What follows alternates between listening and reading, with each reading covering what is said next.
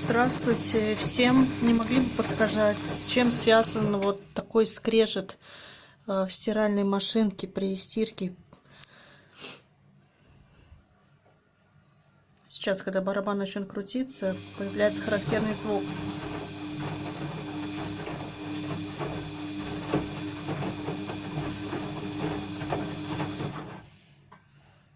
Как будто вот скрипит железо или железо об железо трется, скребет, как только крутится барабан.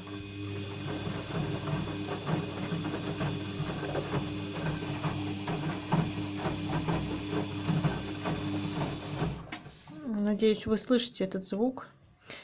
Я смотрела внутри барабана, все чисто, там нет никаких посторонних предметов, все просветила фонариком.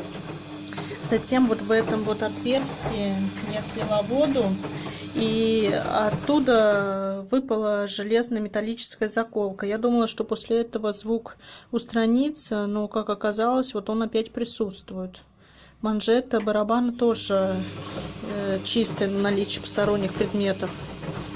Не знаю, с чем связан. Может быть, вот этот такой скрип, скрежет железо.